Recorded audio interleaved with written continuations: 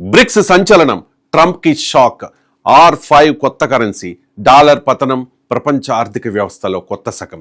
ఇప్పటి వరకు ప్రపంచ ఆర్థిక వ్యవస్థ అంటే ఒక్కటే పేరు, అమెరికన్ డాలర్. ప్రపంచంలో ఏ దేశం మరో దేశంతో వ్యాపారం చేయాలన్నా, అంతర్జాతీయ లావాదేవీలు జరపాలన్నా డాలర్ చుట్టూనే మన వ్యవస్థ, ఆర్థిక వ్యవస్థ తిరుగుతూ వచ్చింది. అంతేకాదు అంతర్జాతీయ చెల్లింపుల విషయంలో కూడా పాశ్చాత్య దేశాల ఆధిపత్యం కొనసాగుతూ వచ్చింది. కానీ ఇప్పుడు ఆ వ్యవస్థకు ప్రత్యామ్నాయం తీసుకురావాలన్న ఆలోచనతో బ్రిక్స్ దేశాలు ముందుకు వెళుతూ ఉన్నాయి. అందుకే సెప్టెంబర్ 12, 13 తేదీలు చాలా కీలకంగా మారాయి. ఎందుకంటే ఈ 2 రోజుల్లో న్యూఢిల్లీలో 18వ బ్రిక్స్ సదస్సు జరగబోతోంది. భారతదేశం అధ్యక్షతన జరుగుతోన్న ఈ సమావేశానికి బ్రిక్స్ సభ్య దేశాలతో పాటు భాగస్వామ్య దేశాల నేతలు కూడా హాజరవుతూ ఉన్నారు. ఇక్కడ అసలు చర్చ ఏంటి? అమెరికా డాలర్కు వెంటనే ఆల్టర్నేటివ్గా ఒక కొత్త కరెన్సీని తీసుకురావడమేనా, లేక డాలర్పై ఆధారపడకుండా ప్రపంచ దేశాలు తమ తమ కరెన్సీలతోనే వ్యాపారం చేసుకునే వ్యవస్థను తయారు చేయడమా? ఇదే ఇప్పుడు ప్రపంచం మొత్తం చాలా ఆసక్తిగా చూస్తోన్న అంశం. బ్రిక్స్లో చాలా కాలంగా ఒక ఆలోచన వినిపిస్తోంది. 5 అసలు బ్రిక్స్ దేశాల కరెన్సీల పేర్ల మొదటి అక్షరాలతో R5 అనే పేరు వచ్చింది. Russia ruble, Brazil real, India rupee, China renminbi, దక్షిణాఫ్రికా రాండ్, ఈ 5 కరెన్సీల పేర్ల నుంచి వచ్చినదే R5. అయితే ఇక్కడ ఒక విషయం స్పష్టంగా చెప్పాలి. R5 అనే పేరుతో ఒక కొత్త బ్రిక్స్ కరెన్సీని బ్రిక్స్ అధికారికంగా ఆమోదించి సెప్టెంబర్ 12న విడుదల చేయబోతోంది. డాలర్పై ఆధారపడడం తగ్గించాలన్న ప్రయత్నం ఇది. అదే అసలు కథ. బ్రిక్స్ దేశాలు స్థానిక కరెన్సీలతో వ్యాపారం చేయడం, తమ దేశాల డిజిటల్ చెల్లింపు వ్యవస్థలను అనుసంధానం చేయడం, సరిహద్దులు దాటి డిజిటల్ చెల్లింపులు సులభంగా జరిగేలా కొత్త వ్యవస్థలు తయారు చేయడం గురించి చర్చిస్తూ ఉన్నారు. రిజర్వ్ బ్యాంక్ గవర్నర్ కూడా బ్రిక్స్ దేశాలు తమ వేగవంతమైన చెల్లింపు వ్యవస్థల్ని, కేంద్ర బ్యాంకుల డిజిటల్ కరెన్సీలను అనుసంధానం చేసే అవకాశాలపై చర్చిస్తున్నాయని చెప్పారు. అంటే సింపుల్గా చెప్పాలంటే ఇప్పుడున్న ప్రపంచ వ్యవస్థలో ఒక దేశం నుంచి మరో దేశానికి డబ్బు పంపించాలంటే వెస్టర్న్ ఆర్థిక మౌలిక వ్యవస్థలపై ఆధారపడాల్సి వస్తోంది. ఇలాంటి పరిస్థితికి ప్రత్యామ్నాయం కావాలి అన్నదే ఈ బ్రిక్స్ ఆలోచన. అదే జరిగితే అమెరికా ఆధిపత్యం ఒక్క రోజులో అంతమైపోదు, కానీ ప్రపంచ ఆర్థిక వ్యవస్థలో మరో బలమైన మార్గం ఏర్పడుతుంది. ఇదే చాలా పెద్ద మార్పు. ఎందుకంటే ఒక దేశం మీద ఆధారపడకుండా, ఒకే కరెన్సీ మీద ఆధారపడకుండా, ఒకే చెల్లింపు వ్యవస్థ మీద ఆధారపడకుండా ప్రపంచ దేశాలకు మరిన్ని మార్గాలుంటాయి. ఇదే బహుళ ధ్రువ ప్రపంచం. ఇప్పుడు బ్రిక్స్ బలం కూడా చిన్నది కాదు. భారత్, చైనా, రష్యా, బ్రెజిల్, దక్షిణాఫ్రికాలతో మొదలైన ఈ కూటమి ఇప్పుడు మరింత విస్తరిస్తోంది. ఇరాన్, ఈజిప్ట్, ఇథియోపియా, UAE వంటి దేశాలు కూడా ఇందులో చేరాయి. అంటే ఇది కేవలం 5 దేశాల కూటమి కాదు. ఆసియా, మధ్యప్రాచ్యం, ఆఫ్రికా, లాటిన్ అమెరికా, ఇలా అనేక ప్రాంతాలను కలుపుతోన్న ఒక పెద్ద ఆర్థిక వేదిక. అందుకే సెప్టెంబర్ 12, 13 తేదీల్లో న్యూఢిల్లీలో జరిగే బ్రిక్స్ సమావేశానికి అంత ఇంపార్టెన్స్ వచ్చింది. ముఖ్యంగా చైనా అధ్యక్షుడు షీ జిన్పింగ్ భారత్కు రావచ్చనే వార్తలు మరింత ఆసక్తిని పెంచుతూ ఉన్నాయి. జిన్పింగ్ భారీ ప్రతినిధి బృందంతో భారత్కు రావచ్చని తెలుస్తోంది.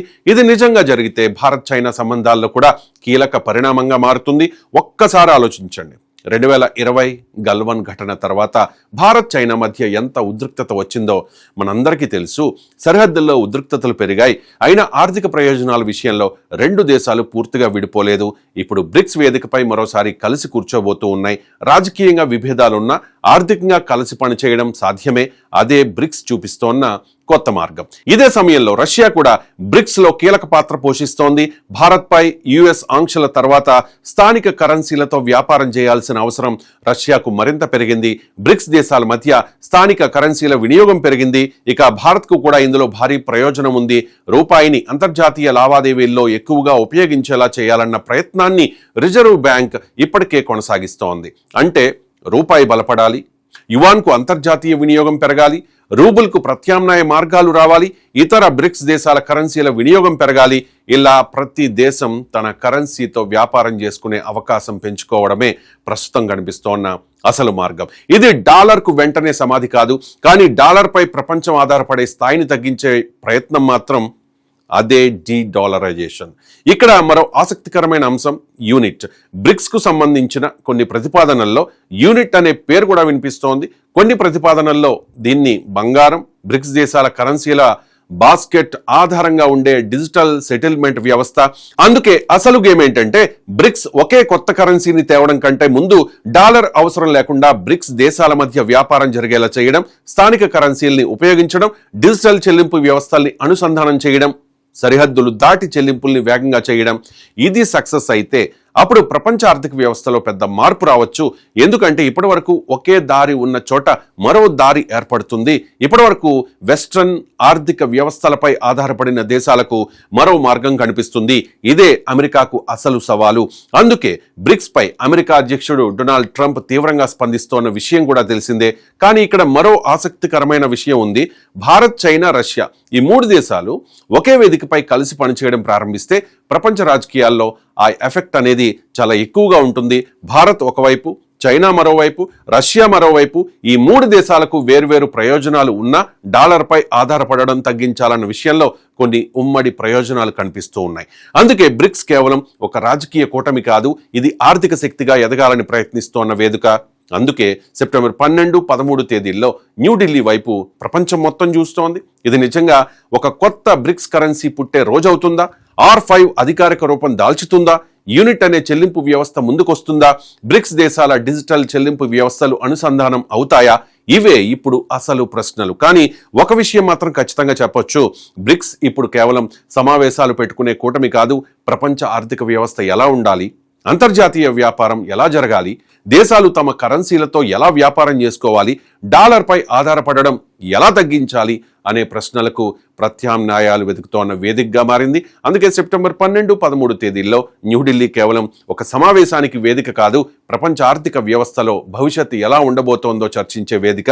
ఒకవైపు అమెరికా నేతృత్వంలోని వెస్ట్రన్ కంట్రీస్ వ్యవస్థ, మరోవైపు బ్రిక్స్ నేతృత్వంలో ఎదుగుతోన్న గ్లోబల్ సౌత్. ఒకవైపు డాలర్, మరోవైపు స్థానిక కరెన్సీలు, డిజిటల్ చెల్లింపులు, కొత్త ఆర్థిక మార్గాలు. ఇది యుద్ధం కాదు, ఇది బాంబుల యుద్ధం కాదు, ఇది సైన్యాల మధ్య యుద్ధం కాదు, ఇది ఆర్థిక వ్యవస్థలో జరుగుతోన్న పోటీ.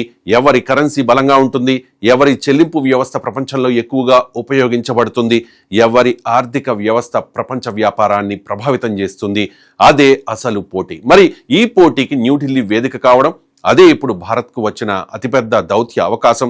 అందుకే సెప్టెంబర్ 12 అలాగే 13 తేదీలు చాలా కీలకం.